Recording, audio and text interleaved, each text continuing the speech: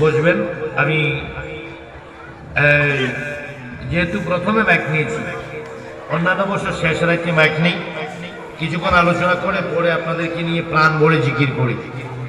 তো ভাবলাম পরে আবার কোন পরিবেশ হয়, কোন বক্তা আসে না আসে, সময় থাকে না থাকে, একটু আগে আপনাদেরকে নিয়ে একটু আল্লাহর জিকির করে নিই।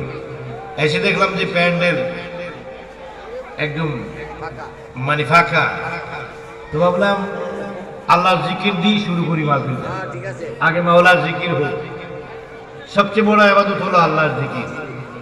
কার জিকির? যারা বলুন কার জিকির? আল্লাহর জিকির। আমরা কার জিকির দিয়ে শুরু করেছি? আমরা কি করেছি? ওলি আল্লাহদের শান গেয়েছি, মানে কি সকলের জিকিরের যে তালিমটা ঠিক রাখার জন্য।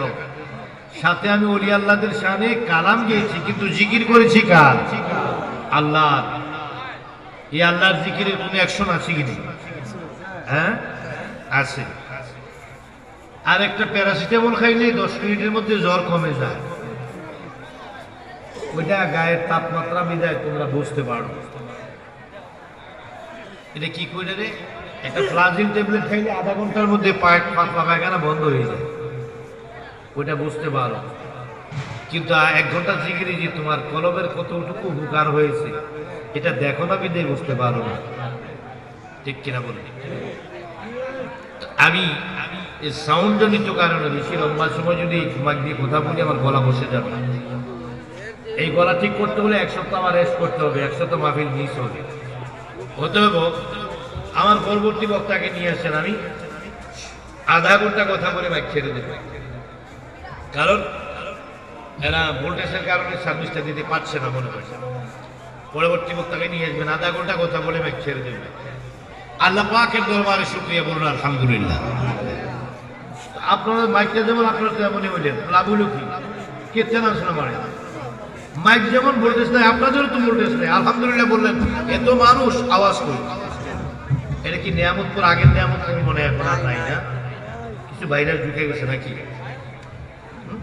না আগের মতো আছে না? লক্ষণ বোঝা যায় না, গেছে মনে আকর্ষণ নাই।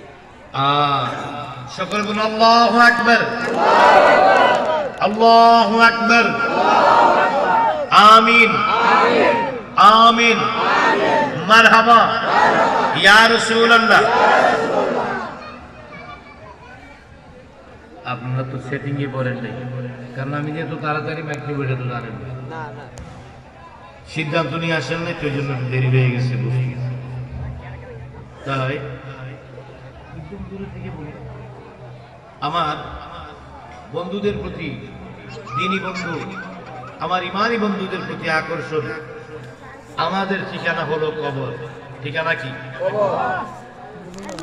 আমাদের পরবর্তী টার্গেট হলো কবর। সামনে আগামী টার্গেট কি? কবর।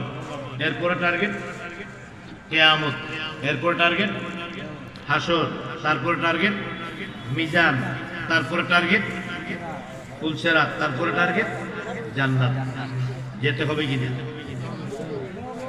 যদি যেতে হয় কি করতে হবে? কলবটাকে পরিষ্কার করে যেতে হবে।